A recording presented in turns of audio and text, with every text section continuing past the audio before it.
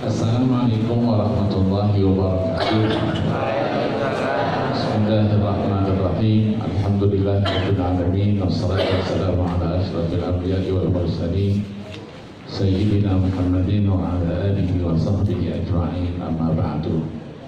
Sahibul ma'had, Pak Kiai Mukhlisin, Salim, dan para dewan guru yang lainnya, alhamdulillah berkat rahmat Allah Subhanahu wa taala malam hari ini saya dapat silaturahim. Silaturahim yang pertama, silaturahim yang kedua akhiri. Saya sebetulnya bukan orang luar, orang Solo juga. Karena kakek saya tinggal di Solo dan meninggal di Solo. Itulah keluarganya Habib Syekh.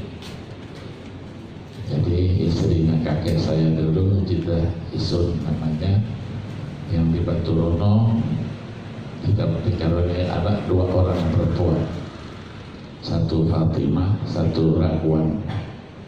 Yang Fatimah meninggal tahun 69, masih perawan. Yang Raguannya meninggal baru 2006 yang lalu. Keluarga kita memang keluarganya kecil. Ayah saya 1 sama adiknya perempuan 1, tapi anak-anaknya banyak. Saya 12 kakak beradik. Ibu saya 27 kakak beradik. Ada seibu, ada sebapak. Luar biasa. Saya bingung kalau ke Semarang ini Ami, ini Bibi, Hala, ini semuanya. Tapi saya anaknya sedikit, saya anaknya hanya 6. Cucunya sudah 9.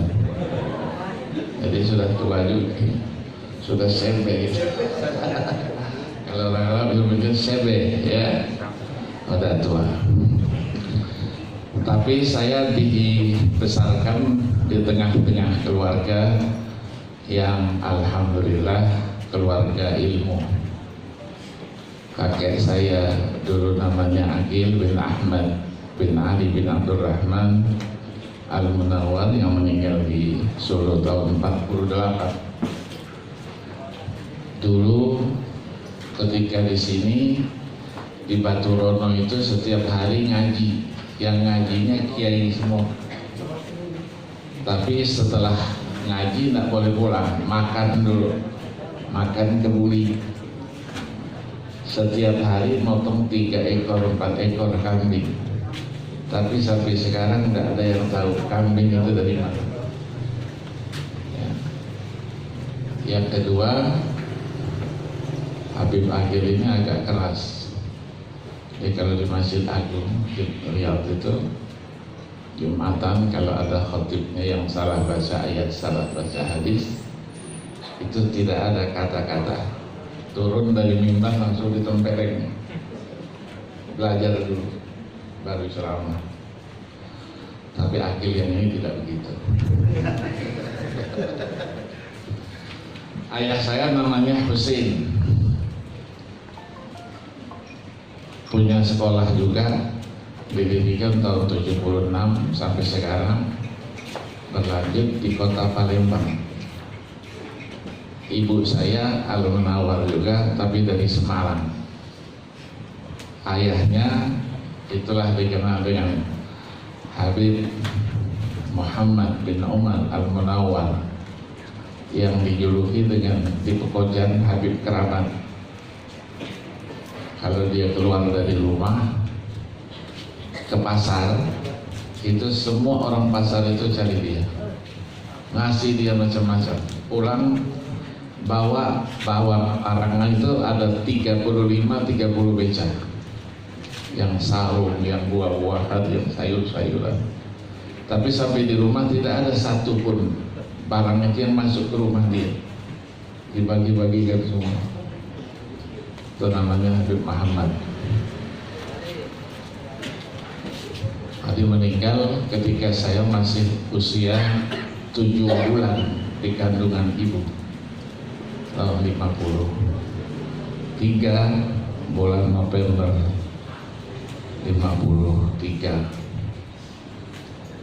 Saya disekolahkan, dibesarkan di Palembang. Saya sekolah dulu 2 kali, pagi madrasah, pagi SD, siang madrasah, sehingga sekolahnya lompat-lompat. Ketika saya sudah kelas 3 sanawiyah, itu masih kelas 5 SD. Jadi yang sanawiyahnya lebih duluan. Dan sekolahnya dulu saya 3 bulan pindah kelas karena nakalnya, sehingga masuk IAIN umur saya baru 15 tahun. Nggak diterima sama IAIN.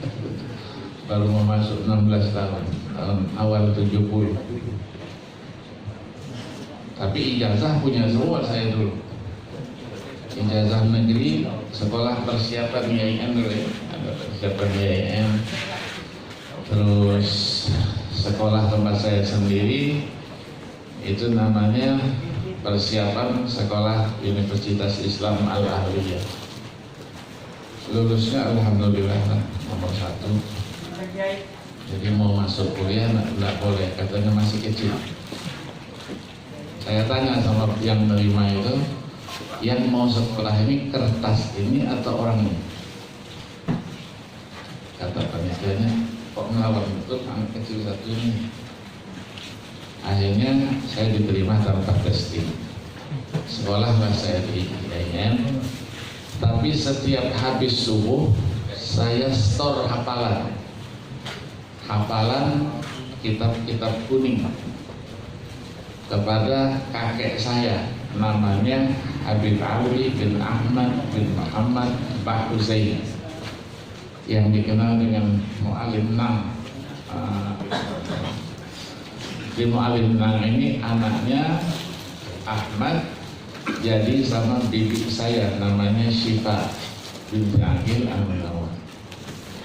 Habis subuh store fikih itu dari Safinatun Najjar, Ar-Risalatul Jami'ah, Abi Syuja' dan seterusnya. Ngapal luar kepala. Hadis dari Arba'in Nawawi, Abi Jamroh, dan terus sampai Kutubus Sittah.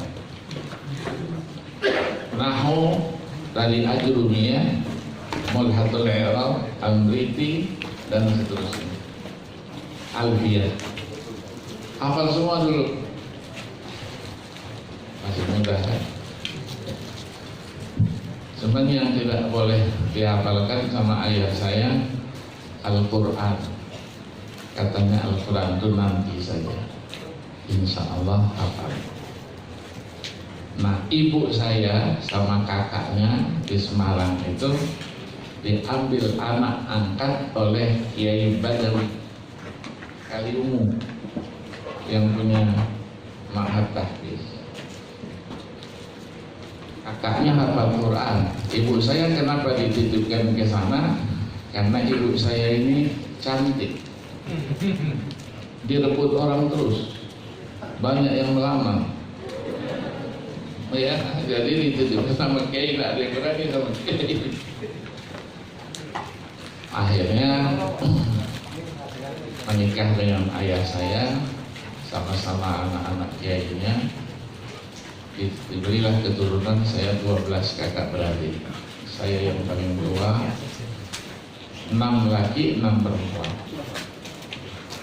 Nah, sekolah saya terus, ya, kita sebagai anak-anak orang yang diharapkan masa depannya tidak boleh berhenti sekolah. Niat saya dulu mondok kemana-mana, tapi ayah saya tidak mau melepas saya karena saya anak pertama. Kasihan gitu. Dan pesan ayah saya, di mana sekolah sama, asal giat, rajin, ya, semuanya akan didapat. Terus dia bilang, kalau keluar negeri boleh.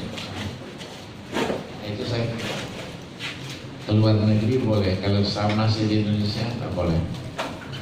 Saya berusaha melalui paman saya, begitu saya selesai di IAIN Palembang, turun nilainya lumayan lah.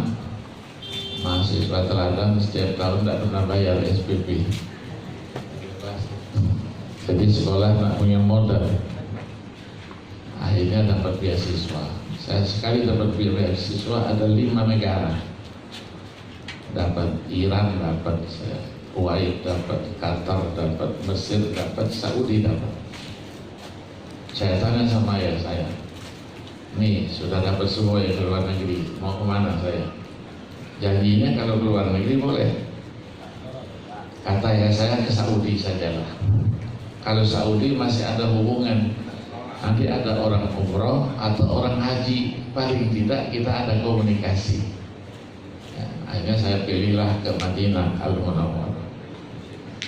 Madinah Al-Munawwarah saya selesai tahun 79, lanjut lagi, tidak boleh pulang sama ayah saya. Terus kalau tidak dokter tidak boleh pulang. Akhirnya sampailah dokter tahun 87. Saya dapat doktor Ummul Qura Al-Mukarramah. Jurusan saya usul fikih dan fikih, sampai dikukuhkan sebagai guru besar 20 tahun yang lalu.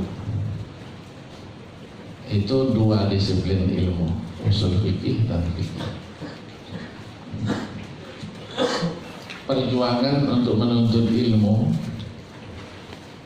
banyak halangan dan rintangannya, tapi dengan semangat, kerja keras, tekun, tidak ada yang sulit, semuanya.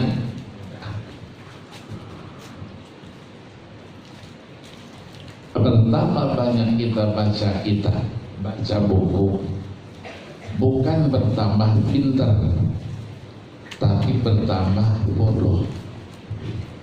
Kok banyak betul ilmu ini.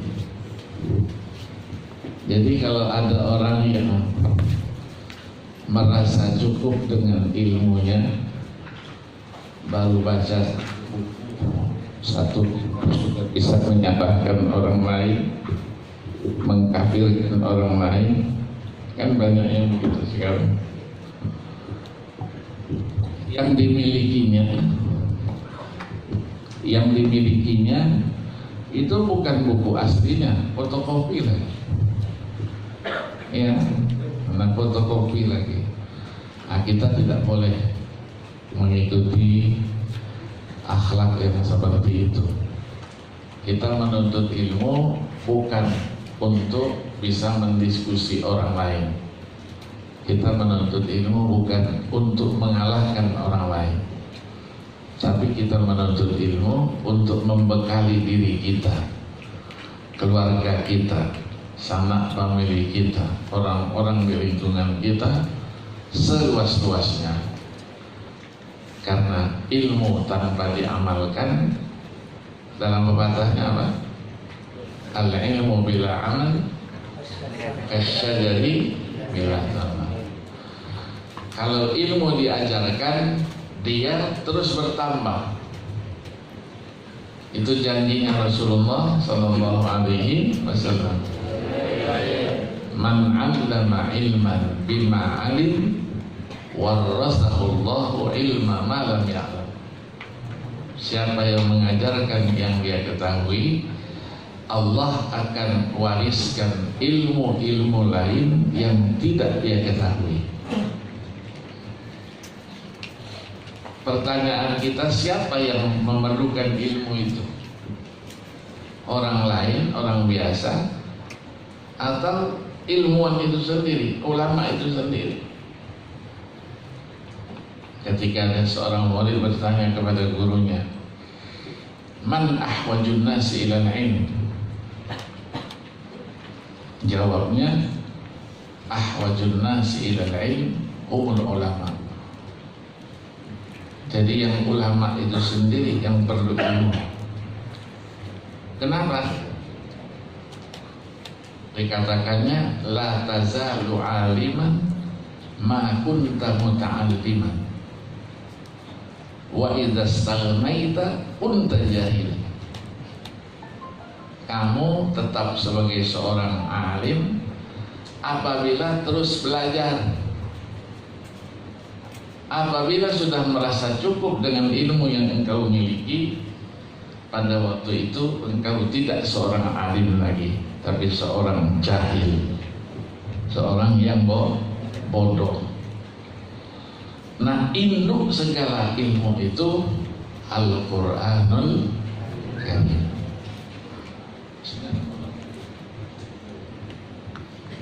Dari induknya Al-Quran. Jadi kita harus kuasai Al-Quran itu. Menghafal Al-Quran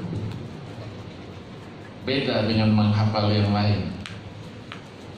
Menghafal Al-Quran itu muyassarun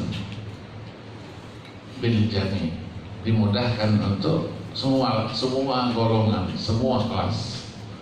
Anak kecil ya, remaja ya, sudah dewasa ya, sudah tua pun iya. Saya sudah buktikan itu. Dan menghafal Al-Quran tidak perlu lama-lama, tidak perlu 2 tahun, 3 tahun, tidak perlu. Saya punya yayasan di Medan, namanya Hufaz Center Indonesia. Saya punya Quran Center di Batam, Pak Kiai ini tahu. Di Medan itu anak-anak kelas SMA. Ini yang kita siapkan generasi masa depan, karena mau masuk UIN, Universitas Islam Negeri, atau mau masuk universitas di bawah Dikti, di bawah Dignas, itu yang hafal Quran bebas SPP-nya dan ditanggung biayanya sampai selesai doktor. Itu sudah ada keputusan menterinya ya, Pak Nasir. Kita kipas-kipas ya, alhamdulillah. UIN juga begitu. UIN juga. UIN yang terbanyak mahasiswa yang hafal Al-Quran itu adalah UIN Malang. Kemarin baru saja kita memberikan gelar Doktor Fakhriyah, Doktor Honoris Causa kepada Sekjen Rabithah Al-Alam Islam, Dr. Abdul Karim Muhammad Al-Isa. Sekarang sudah didata yang hafal Quran dari UIN Malang itu berjumlah 2.321 orang. Sementara di universitas yang lain masih sedikit, paling banyak 20, 15. Tapi di semua universitas boleh dikatakan sudah ada yang hafal Quran. Universitas Indonesia banyak itu, Universitas Gajah Mada banyak, sudah banyak. Dan di mana-mana sekarang, maka kita buat mahasiswa itu musabaqah khusus antar mahasiswa perguruan tinggi. Diadakan 2 tahun sekali dan cabangnya sudah ada yang 30 juz. Kenapa? Karena kalau orang punya hafalan Quran dengan yang tidak punya hafalan Al-Quran itu beda kualitas, kekuatan ingatannya beda, cara menyimpan filenya itu ya. Kalau HP itu kan begitu di set tilang dia ya sudah nempel dia. Karena kita punya otak ini, otak kanan, otak kiri, otak tengah. Begitu kita hafal, otak kiri simpan, diulangi lagi, diambil otak tengah, diulangi lagi ya, otak kanan, otak tengah. Begitu otak tengah simpan dia, tahan lama dia ya. Itu ada metodenya. Kalau mau metode menghafal secara komputer, itu adanya di Jombang. ya, mahasiswa saya namanya Hafinida, doktor. Teori itu komputer file, namanya file komputer. Anak itu tidak khusus dia menghafal Quran, tapi satu hari diambil hanya 1 jam tadi. 1 jam dididik dengan pola komputer itu sampai dia nanti selesai kelas 3 SMA, dia hafal Al-Quran seperti komputer itu. Sudah berapa kali angkatan wisuda? Ya, alhamdulillah. Nah, yang di Medan kita ambil setiap angkatan itu 48 orang. Tim seleksi. Tim seleksinya tidak kena sokok. Memang yang bagus-bagus, ke kampung-kampung, sekolah-sekolah yang di pojok-pojok itu. Diambil 48 orang setiap angkatan, menghafal Qur'annya, sekarang sudah angkatan kelima. Tidak lebih 6 bulan. Paling jauh itu 5 bulan 10 hari. Ada yang hafal 3 bulan 10 hari. Jadi memang khusus menghafal pagi, sore, siang, malam terus, ya. Jadi kalau yang bagus itu 1 hari dia bisa 1 juz. Jadi 1 bulan juga selesai. Ya bisa, kenapa tidak bisa? Habib Ali bin Tahir Al-Haddad itu 40 hari. 40 hari menghafal. Di Jakarta ada namanya Dr. Nahrawi Abdus Salam, mungkin pernah dengar. Surya NU dulu lama di Mesir. Saya tanya-tanya dia, saya korek-korek berapa hari Ustaz hafal Quran. Dia cerita, saya hafal Quran 52 hari. Di mana Ustaz menghafal? Di bawah Hijri Ismail tahun 49. 52 beliau ke Mesir, lama tidak pulang-pulang. Akhirnya pulang ke Indonesia tahun 98 yang lalu, dipanggil oleh Allah Subhanahu wa Ta'ala. Yang hafal 3 bulan biasa, 2 bulan, ya, sebulan juga biasa. Ya, percaya nggak kalau sebulan hafal? Ya, Al-Quran, ya, Al-Quran. Pengalaman itu, pengalaman saya dulu. Dulu saya menghafal Qurannya di Raudhah. Ayah saya dulu pesan menghafal apa saja di Raudhah, karena di sebelah itu katanya ada kakek kamu di situ. Lapor, ada apa-apa lapor di situ. Ya, saya rasakan itu. Asar nanti etikaf kita di situ sampai isya. Bukan seperti sekarang. Sekarang mau masuk saja sulit. Masuk perang dulu. Dulu bisa bawa bantal, bawa guling. Mau tidur juga bisa. Kosong. Antara maghrib dengan isya itu kosong. Isi orangnya hanya berapa orang. Nah, kita harus manfaatkan. Jadi kalau Al-Quran sudah kita kuasai, yang lain semuanya mudah. Semuanya mudah. Maka ulama-ulama dulu dan sekarang, anak-anaknya dididik hafal Quran dulu. Saya Habib Umar hafal Quran dulu. Abu ya Syekh Muhammad bin Ali Al-Maliki umur 10 tahun sudah hafal Quran cuma 30 juz. Ya, walaupun banyak yang tak ngaku, diem aja kan.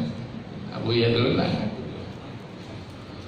Tak ngaku itu, tapi saya ketemu sanadnya, saya ketemu. Dia 10 tahun sudah hafal Quran. Jadi itulah yang ditanamkan oleh orang-orang dulu sebagai bekal awal menuntut ilmu pengetahuan. Kalau Al-Quran sudah dikuasai, yang lain juga menjadi mudah. Kita menghafal yang lain, kalau Quran sudah hafal, Baca sekali saja sudah hafal semua itu. Ya kalau enggak, sekarang ini kan mudah, tulis kecil-kecil di kertas, nanti kertasnya dibakar, masukkan di teh sore hari, minum. Besok pagi pengumuman, innalillahi wa inna ilaihi. Serius banget. Sulit menghafalnya, tulis kecil-kecil. Ya. Maka orang-orang tua-tua, guru-guru saya, kemana-mana dia ada buku kecil. Kalau ada yang dibacanya, dicatatnya. Dia baca berapa halaman, catatnya. Nanti ketika dia mau mengulangi apa yang pernah dibacanya, tidak perlu buka buku itu lagi. Dia dibuka catatannya itu, di pointers-pointersnya apa.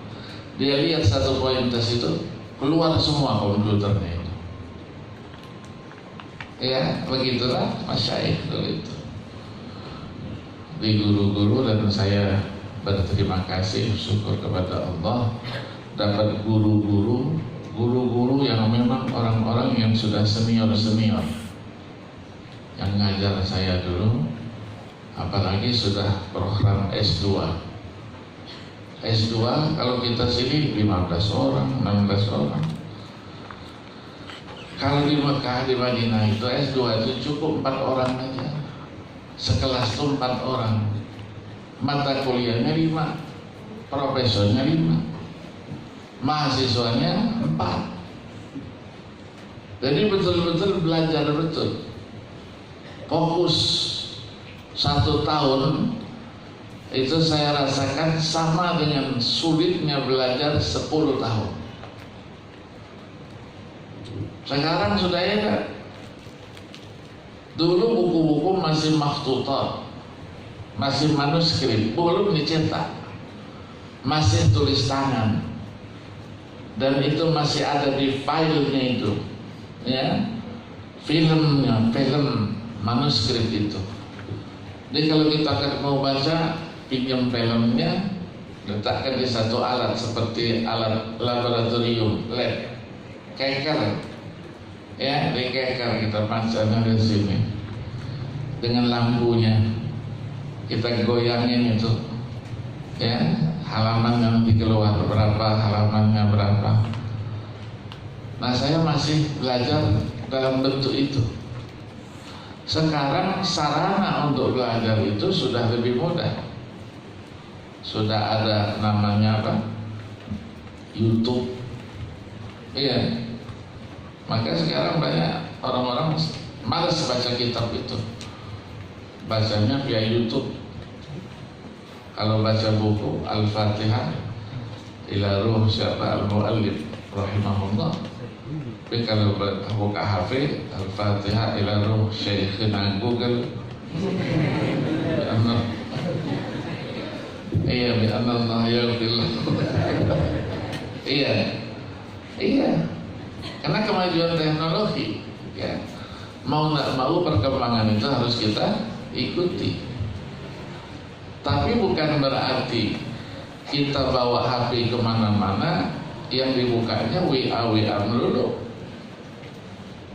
Akseskan ke YouTube itu, Google itu, buku apa yang sedang kita pelajari, kita akses, dan bukunya bisa dibuka sekarang melalui PDF itu. Ya, dari Jami'ah Ad-Dual Arabiyah berusaha setiap buku yang ditulis itu di PDF-kan supaya bisa dibaca oleh semua orang. Sampai tesis disertasi kita, tesis saya selesai tahun 83. Saya mau baca, tidak perlu saya bawa bukunya. Saya cari saja nama saya Sayyid Aqil Husain Al-Munawwar, keluar dia tulisan apa yang pernah saya buat. Bisa kita baca. Dulu kan tidak pernah. Mau telepon saja, angkat dulu, putar halo, baru halo, putus, putar lagi kan. Ya, teleponnya bisa dibawa kemana-mana. Dan tidak semua orang punya. Sekarang Allah sudah mudahkan semua. Nah, kemudahan-kemudahan itu harus kita manfaatkan dengan sebaik-baiknya. Tapi intinya kita menuntut ilmu satu, kita harus hormat sama guru. Guru itu bagi kita segala-galanya, pengganti orang tua kita, dan bahkan dia juga menjadi orang tua kita. Ya, inilah yang namanya ilmu keberkahan. Referensi ilmu berkah tidak ada memang. Ya, coba orang-orang yang ngerti ini berkah. Berkah, adik kita taat dan patuh kepada guru kita. Guru kita nanti mendoakan kita. Ya, bagaimana akhlaknya seorang murid kepada guru. Ketika guru memberikan kita sesuatu, dia nggak sayang-sayang, dia berikan semuanya. Nggak ada yang disimpannya. Nggak ada yang disimpannya. Sementara orang masih ada yang takut-takut kalau dikasihkan semuanya, nanti dia lebih pintar dari saya. Iya, ngasih nilai juga kadang-kadang bakhil. Nilai nggak mau dia ngasih A mahasiswanya. Alasannya katanya dulu saya dapat A. A itu sempurna, hanya Allah. Saya dapat B, masa murid saya boleh kasih A? Tadi lebih senang dia kalau muridnya dapat C semua. Sedap kata dia melihatnya, matanya tidak sakit. Kalau ada satu A sakit matanya. Ya, itu banyak kita alami guru-guru kita. Ya. Jadi keberkahan itu. Maka kita tidak boleh pasif, kita harus aktif. Cari ilmu itu harus aktif. Jangan nunggu ilmu itu datang, tapi kita yang cari, bergerilya kita kemana-mana. Ya, saya dulu begitu. Cari di samping guru-guru saya di kuliah, masyayikh yang lain. Nah, maka dari itulah kalau sudah asar, saya pamit sama istri saya mau ngaji. Saya datangi syekh mana nanti. Mereka hafal semua kitab itu. Mau ngaji apa usul fikih? Usul fikih siapa? Al-Baydawi Minhajul Usul. Dibaca bab apa kata? Qala al-mu'allif rahimahullah. Dibaca. Jadi tidak pakai buku. Rumah tidak punya buku dia. Bukunya jalan. Perpustakaan ya. Sudah selesai, nanti kalau dianggap selesai sebelum maghrib, dia bilang ya nusalli fatarja' al-bayt. Kita sholat, kamu kembali ke rumah, lihat keluargamu, anak. Kalau belum, teruskan nanti sampai isya.